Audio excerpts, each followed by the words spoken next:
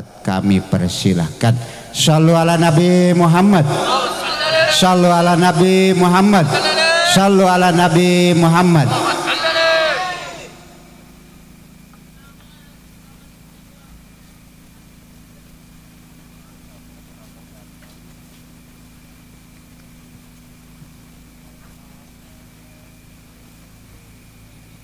Nanti setelah selesai pengajian langsung mahalul qiyam dan ditutup dengan doa oleh guru kita Al Habib Arif.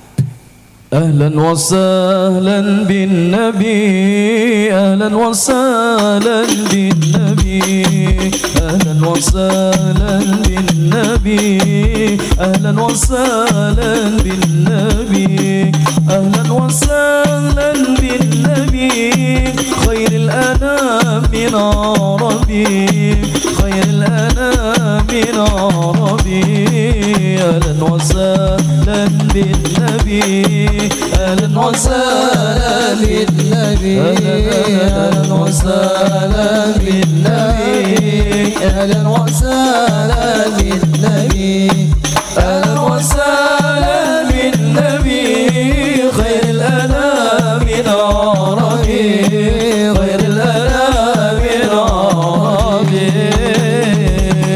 صلوا على النبي محمد صلى الله عليه وسلم.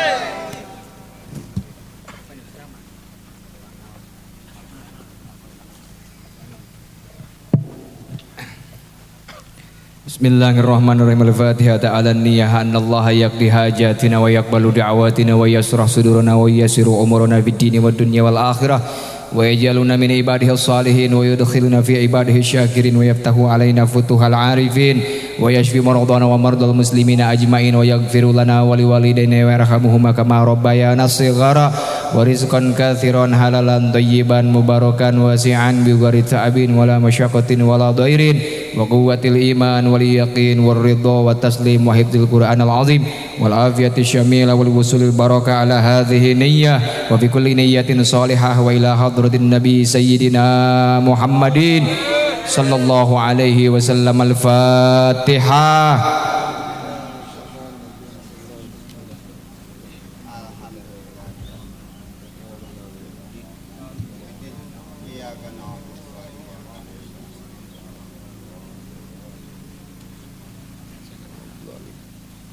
Gimana caranya? Hah?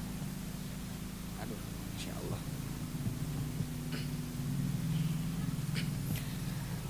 Assalamualaikum waalaikumsalam warahmatullahi taala wabarakatuh. Alhamdulillahi rabbil alamin. Wassalatu wassalamu ala asyrafil anbiya'i wal mursalin. Habibi rabbil alamin, imamil muttaqin, sayyidina wa habibina wa maulana Muhammadin sallallahu alaihi wa ala alihi wa sahbihi wa sallama tasliman katsira. Asyhadu an la ilaha illallah wa asyhadu anna Muhammadar Rasulullah. Allahumma salli ala sayyidina Muhammad. Allahumma salli ala sayyidina Muhammad wa alihi salatan quwwata wa madad, salatan tuhyi biha ruhu wal jasad wa la yaqdiru alaina ahad wa yahfaduna min syarri ainin wa syarri sihrin wal hasad wa la takilna ila ahad wa la yuhsaru nuruhal had walal adad bihaqqi qul huwallahu ahad Allahus samad lam yalid wa lam yulad wa lam yakul lahu kufuwan ahad. Allahumma amin ya rabbal alamin. Allahumma inna nas'aluka ridhaka wal jannah wa na'udzubika min sakhatika wan nar. Allahumma inna nas'aluka ridhaka wal jannah wa na'udzubika min sakhatika wan nar. Allahumma inna nas'aluka ridhaka wal jannah wa na'udzubika min sakhatika wan nar. Wa sallallahu ala sayyidina Muhammadin wa alihi wa sahbihi wasallam. walhamdulillahi rabbil alamin. Amma ba'du. Hadratul mukarramun para masyayikh al-ahibba ala ridhaillahi ta'ala yang kita hormati dan kita muliakan, guru saya, guru kita semua, khadim pimpinan Majelis Besar Hubur Rasul yang alhamdulillah berkah daripada undangannya Sohibul Hajah Al-Fakir bisa dijumpakan kembali bersama beliau Sayyid Al-Habib Arif Basyaiban. Kita doakan semoga Allah berikan beliau panjang umur, panjang umur, sehat walafiat, dan diberikan keberkahan ilmu beliau untuk kita semuanya, amin ya Allah ya Rabbal Alamin. Saya kalau jumpa dengan beliau seperti saya jumpa dengan guru kami Sayyidi Syekh Al-Allamah Al-Faqih Al-Habib Saggaf bin Mahdi bin Syekh Abi Bakar bin Salim. Mudah-mudahan kedatangan beliau membawa berkah daripada guru-guru kami. Mudah-mudahan kita semua diberikan ridho Allah Subhanahu wa taala. Pula yang kita hormati dan kita muliakan segenap para habaib yang hadir daripada rombongannya Al-Habib Arif, diantaranya Ustaz Habib Fikri dan juga yang lainnya, mohon maaf barangkali ada. Yang kita hormati dan kita muliakan Sahibul Bait, Sahibul Hajah, Khadimul Majalis Al-Ustaz Idit. Kita doakan semoga beliau panjang umur, sehat walafiat beserta keluarganya, amin ya Allah ya Rabbal Alamin. Berikut seluruh simpatisan para pejuang sholawat, para jamaah setia majlis malam Jumat. Mudah-mudahan kita semua sekali lagi kumpul nanti di akhirat di hadapan Kangjeng Nabi Muhammad sallallahu alaihi wasallam. Aparatul pemerintah, para tokoh masyarakat, para dewan asatid, al-ahibba ala ridhaillahi ta'ala. Bismillahirrahmanirrahim. Hari ini kita berbahagia, bersyukur kepada Allah Subhanahu wa ta'ala. Begitu besar karunia Allah Subhanahu wa ta'ala pada malam hari ini. Dibacakan sholawat, diagungkan Nabi Muhammad sallallahu alaihi wasallam. Mudah-mudahan kita semua nanti di akhirat dibahagiakan oleh Nabi Muhammad sallallahu alaihi wasallam. Dan tidak pernah lepas lidah dan lisan kita dibimbing oleh guru-guru kita untuk senantiasa membaca sholawat kepada Nabi Muhammad sallallahu alaihi wasallam. Hadirin jamaah yang dimuliakan oleh Allah Subhanahu wa taala. Sebenarnya tidak pantas Al-Fakir berbicara, apalagi di samping saya ada guru-guru kami yaitu Al-Habib Arif. Tapi mudah-mudahan berkah ilmu beliau dari awal sampai akhir saya bicara walaupun singkat, mudah-mudahan mendatangkan keberkahan dari Allah Subhanahu wa taala. Saudaraku yang dimuliakan oleh Allah Subhanahu wa taala, sebagaimana yang sudah kita ketahui, guru kita Al-Ustadz Idi tadi sudah melaksanakan kewajibannya sebagai seorang ayah, menikahkan putrinya yang bernama Siti Ina Nuraini. Tadi saya kalau nyebut takut salah, Pak. Bersama Kang Mumu Mutakin, kita doakan semoga mereka berdua bisa menjalankan rumah tangga yang dibanggakan oleh Nabi Muhammad sallallahu alaihi wasallam. Saudaraku, pernikahan bukan hanya sekedar ijab dan kabul. Pernikahan bukan hanya sekedar bisa halal tidur satu ranjang, makan bersama atau hidup berbahagia selamanya. Ada kalanya di dalam pernikahan kita berada dalam suatu keadaan yang memaksa kita untuk keluar air mata. Pernikahan tidak selamanya kita bisa tertawa bersama terus menerus, tetapi ada kalanya suatu ketika kita dipaksa untuk mengalirkan air mata. Karena di dalam pernikahan kebaikan yang kalian lahirkan itu merupakan pengagungan untuk sunnahnya Nabi Muhammad sallallahu alaihi wasallam. Dan apabila keburukan yang kalian lahirkan di dalam pernikahan, maka Anda sudah menodai keagungan sunnahnya Nabi Muhammad sallallahu alaihi wasallam. Hadirin al-ahibah ala ridhoillahi ta'ala, ini tidak hanya berlaku untuk mempelai saja. Mempelai saat ini sudah banyak yang mendoakan, dari mulai tadi pagi sampai nanti malam. Bahkan semua para wali-wali yang tadi disebut di dalam hadarah, semuanya mendoakan khusus untuk kedua mempelai. Ya, karenanya nasihat ini berlaku untuk semua dan khususnya untuk diri saya pribadi. Mudah-mudahan kita pulang dari sini menambah iman dan cinta kepada Allah Subhanahu wa taala. Saudaraku al-ahibba ala ridhoillahi taala, ada beberapa poin yang penting di saat mulai masuk di dalam dunia pernikahan. Yang pertama, di mana kalian kelak sudah menjadi orang sukses, di mana kelak kalian sudah menjadi orang yang hebat, di mana kelak kalian sudah menjadi orang yang tinggi martabatnya, kalian tetap hanya akan terlihat kecil di hadapan kedua orang tua. Oleh karena itu, jangan sekali-kali pongah di hadapan mereka, jangan sekali-kali melangkahi mereka.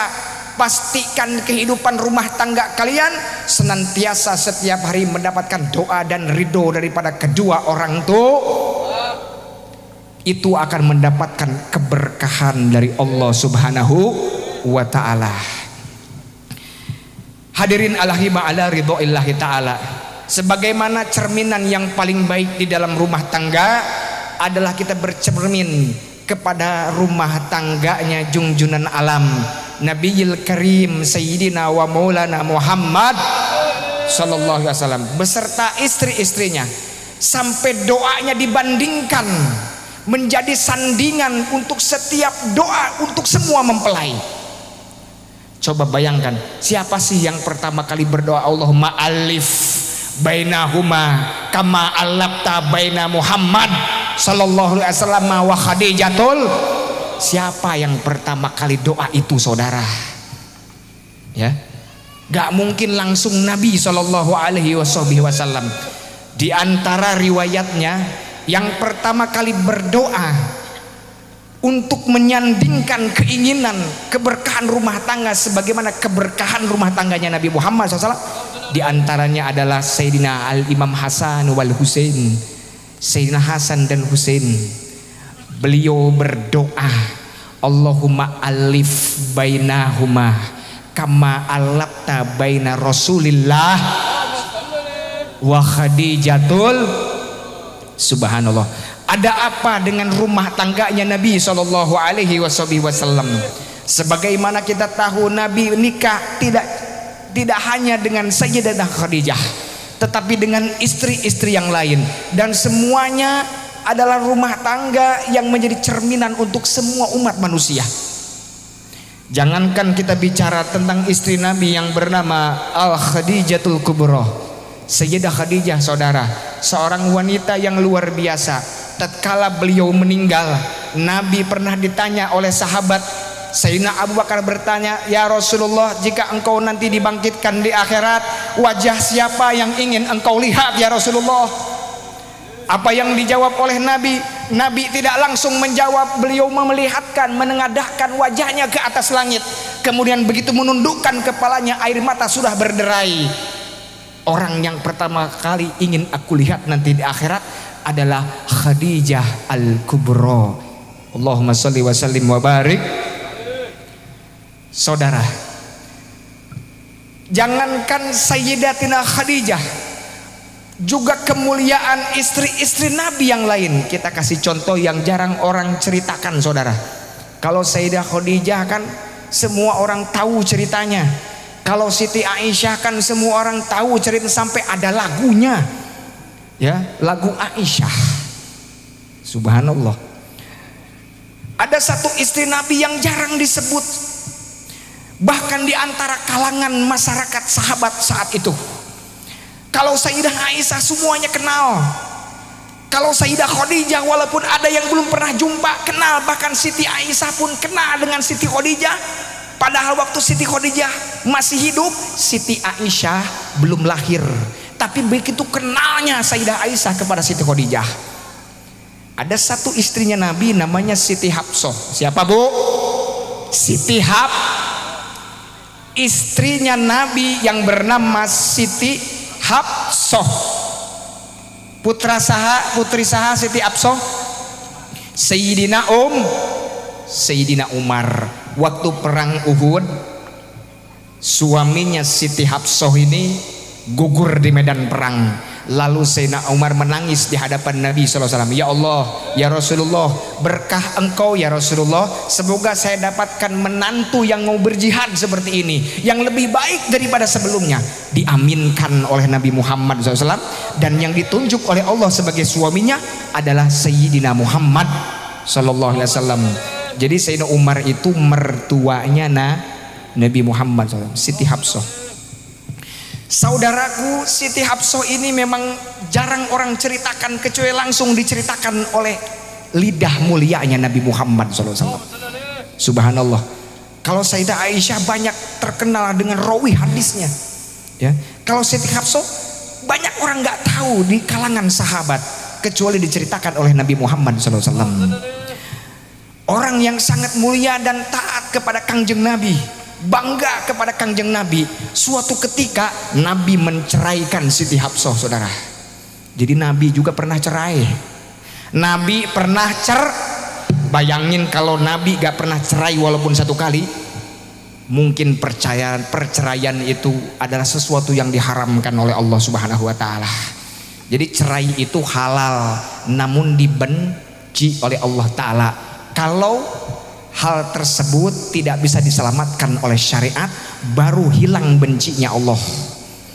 Kalau masih bisa diselamatkan secara syariat, jangan cerai, ya, karena itu halal tapi tidak suka Allah Subhanahu wa taala. Nabi Siti Hafsah tidak bikin salah, saudara. Tapi saat itu Siti Hafsah menyambut kedatangannya Nabi SAW. Setelah menjawab salam, Nabi di hadapan Siti Hafsah dengan menundukkan kepalanya yang mulia, Nabi menceraikan. Ya Hafsah, saat ini aku ceraikan engkau. Tanpa ada kesalahan apapun, Nabi menceraikan Siti Hafsah, saudara. Subhanallah, apa yang terjadi dengan Siti Hafsah? Tidak ada kalimat limadza, kunaon, naha, nggak ada. Sami'na ya Rasulullah, aku mendengarnya ya Rasulullah. Diceraikan, mohon. Kalau perempuan sekarang diceraikan sama suaminya, wah, ngago goreng. Di belakang suami menjelek-jelekan karena itu sudah mantan. Yang lebih parah lagi, gugat cerai. Yang lebih edan lagi, gugat cerai, saudara. Ini lebih edan lagi. Siti Hafsah diceraikan, saudara. Sekarang aku antarkan engkau kepada orang tuamu. Nabi SAW mengantarkan Siti Hafsah keluar rumahnya. Nabi berjalan duluan di depan, Siti Hafsah belakangan, dengan membawa 3 lembar pakaian yang diizinkan oleh Nabi. Karena selama rumah tangga cuman punya 3 pakaian bersama Nabi Muhammad SAW. Ketiga-tiganya bawa pakaianmu. Terima kasih ya Rasulullah. Pakaian ini menjadi kebanggaan untuk Siti Hafsah karena pakaian ini pernah bersentuhan dengan tubuh mulianya Nabi Muhammad SAW. Tidak ada air mata bagi Siti Hafsah. Dia sami'na wa ata'na. Di tengah perjalanan tidak ada pembicaraan sampai mau masuk ke pekarangan rumahnya Sayyidina Umar, mertuanya Nabi, sahabatnya Nabi, Khulafaur Rasyidin As-Sani. Di hadapan Sayyidina Umar, di dalam rumah Sayyidina Umar, saudara, Sayyidina Umar sudah mencium bau wangi manusia yang sangat agung. Ini tanda-tandanya mau datang Nabi ini ke rumah ini. Beliau lihat di jendela, apa itu kalau orang sini gordeng,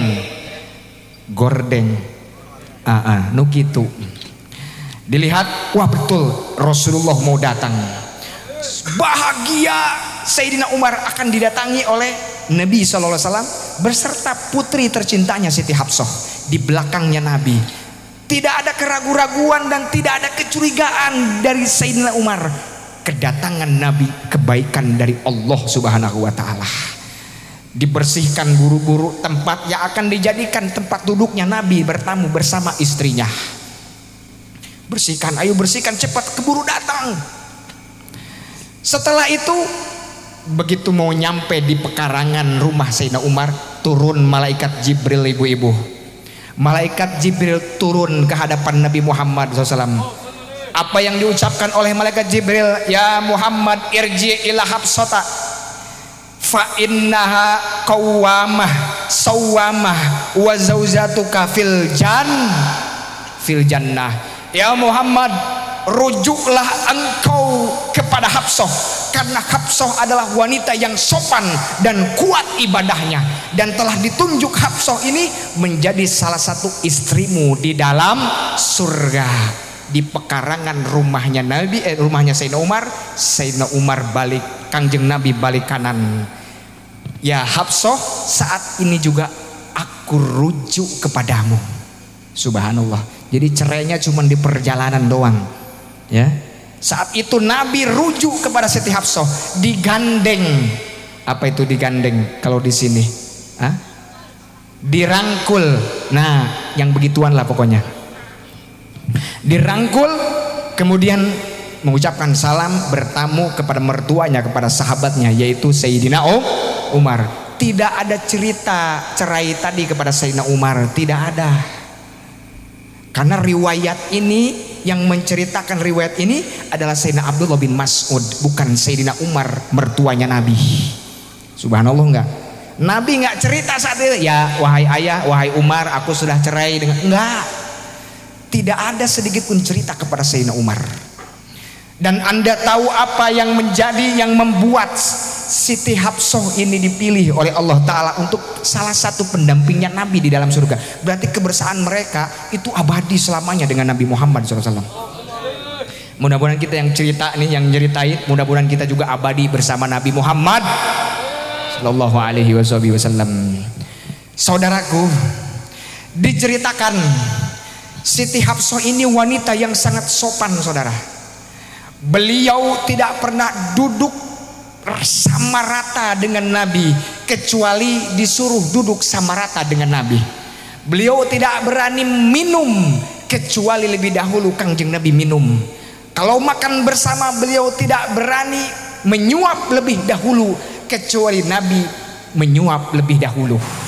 Dan tidak berani berhenti makan sebelum selesainya Nabi Muhammad SAW ayah awewe anu kitu teh kapamaget nate ayah tah henteu kira-kira. Kalau Siti Hafsah itu mau mengambil sendalnya Nabi yang di luar pintu, saudara, Siti Hafsah mau mengambil sendalnya Nabi yang di luar pintu, beliau tidak berani mengambilnya dari dalam, tidak berani, Pak. Itu sopannya Siti Hafsah. Beliau keluar dulu dari pintu, balik kanan, ngambil sendalnya Nabi. Jadi yang masuk ke dalam adalah sendalnya Nabi lebih dahulu daripada Siti Hafsah memuliakan kepada suami. Kalau kita kan lain, sepatu suami kehujanan dari dalam diginiin, ada minimal diambil tuh dari dalam. Subhanallah. Kangjeng Nabi Siti Hafsah nih keluar, balik kanan, ngambil, tidak berani mendahului sendalnya Nabi Muhammad SAW. Selama rumah tangga dengan Nabi SAW, pada Sayyidina Umar ini kaya raya luar biasa. Bajunya cuma 3 lembar, dan tidak pernah bajunya Siti Hafsah kalau dilipat itu di atas bajunya Nabi Muhammad SAW. Tidak pernah.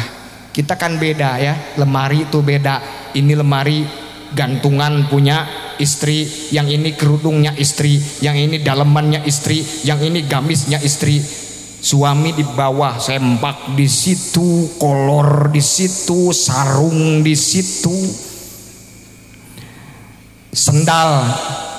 Ya subhanallah, sendal Siti Hafsah waktu rumah tangga dengan Nabi Muhammad SAW, Nabi selama rumah tangga dengan Siti Hafsah menjahit sendalnya 5 kali, dan Siti Hafsah selama rumah tangga dengan Nabi menjahit sendalnya 10 kali, saudara.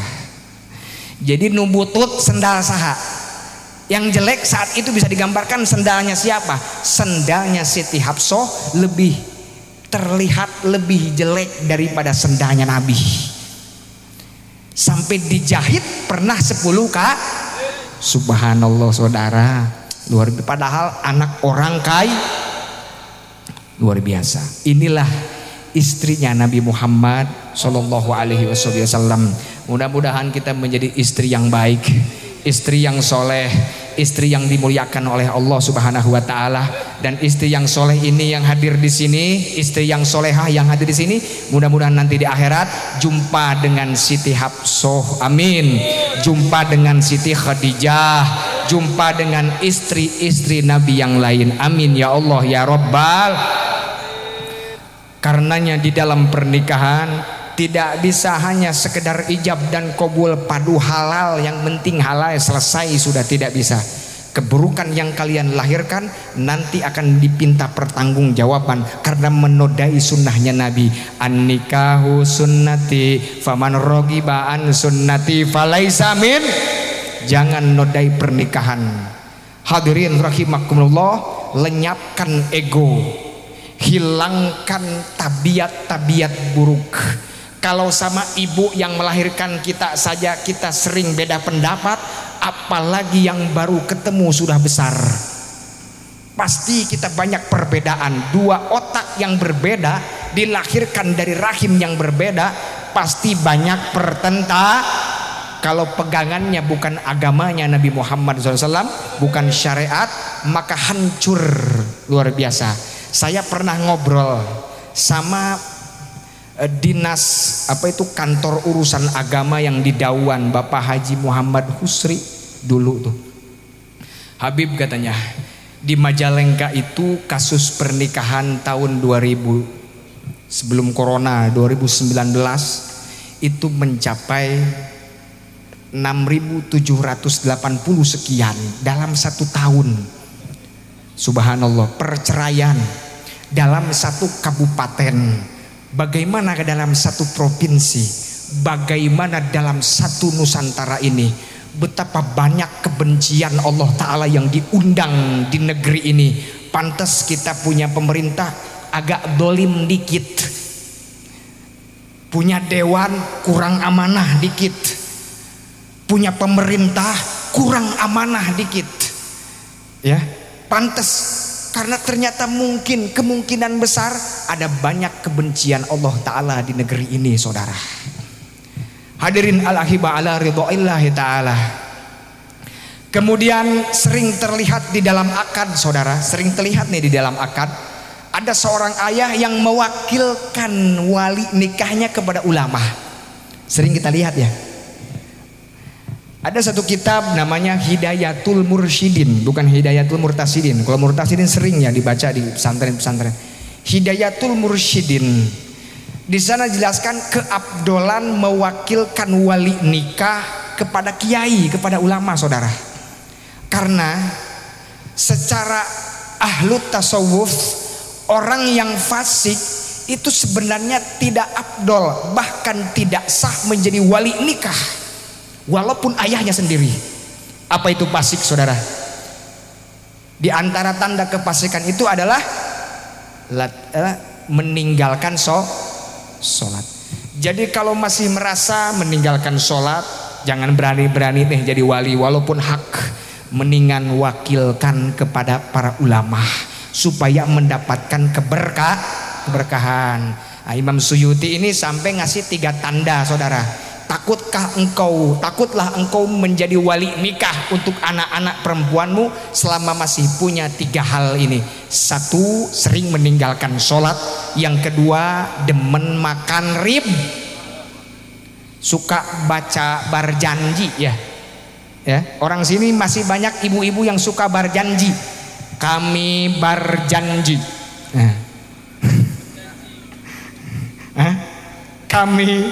Saya berjanji akan membayar, bukan akan membayar harian, mingguan, bulanan. Itu yang nagihnya suruh pakai motor Beat ya. Nah, bukan saya yang nyebut, Bang. Ya. Subhanallah. Kalau masih demen makan riba, lebih baik wakilkan walinya supaya mendatangkan keberkahan untuk anak-anaknya.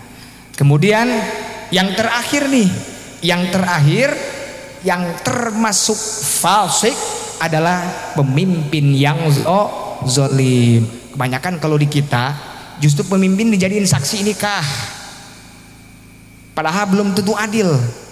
Mentang-mentang jabat, bapak saksi nikah. Aduh, saksi nikah orang alim saja. Ustadz walaupun kerjaannya ke sawah, sorenya ngajar ngaji anak-anak. Ia lebih paham urusan ilmu nikah, saudara. Hadirin rahimakumullah. Selanjutnya sebelum kita tutup acara ini, saya akan bawakan sedikit pesan. Mudah-mudahan kita semuanya bisa mengikuti pesan ini yang dibuka oleh Sayyidina Syekh Hujjatul Islam Ats-Tsani, Syekh Yusuf An-Nabhani ya. Syekh Yusuf An-Nabhani disebut Hujjatul Islam Ats-Tsani. Arba'atun taqrabu ila su'il khatimah. Ada 4 perkara yang mendekatkan seseorang matinya su'ul khatimah. Ada 4 perkara orang kalau melakukan ini dia deket banget kalau mati su'ul khatimah nih, bisa dipastikan gitu. Yang pertama, tarkus sholah. Orang yang meninggalkan sholat. Awas, hati-hati ya. Jangan sampai kita meninggalkan sholat. Uzur pun wajib diqad. Paling apesnya seseorang, paling sialnya hidup seseorang, paling apalagi ya, paling buruknya nasib seseorang apabila punya pasangannya tidak sholat. Ini wah apes banget lah. Punya suami nggak bisa sholat, punya istri tidak sholat, dan paling buruknya nasib anak manusia adalah yang dilahirkan oleh seorang ibu yang meninggalkan sholat, yang bernasab kepada seorang ayah yang tidak mau melaksanakan aqimis sholah wa atuz zakah warka'u ma'arra. Tunaikan sholat, bayarlah zakat, dan tetaplah bersama orang-orang yang ruku, artinya yang paham agama. Jangan tinggalkan ulama, jangan tinggalkan pengaji. Pertama. Yang kedua, kata Syekh Yusuf, orang ini deket banget dan bahkan bisa dipastikan matinya su'ul khatimah. Yaitu apa? Al-akrur riba, yang tadi, yang makan harta riba. Saya sering orang banyak curhat, hutangnya banyak luar biasa. Saya bilang, bapak perlu jihad mulai sekarang. Gak perlu jihadnya ke Palestina. Bapak tinggalkan riba. Orang yang lagi demen-demennya riba, tinggalkan. Itu jihadnya bapak. Di saat sedang jihad meninggal, insya Allah husnul khati, tinggalin. Subhanallah, ternyata apa yang kita pinjam dan apa yang kita bayar yang berbentuk riba ini semua menjadi darah daging anak-anak kita. Sampai kata Syekh Hujjatul Islam Ats-Tsani, Syekh Yusuf, orang yang makan riba lihat anaknya nanti, yarauna auladahum, lihatlah anak-anak mereka. 3 hal yang menjadi apa namanya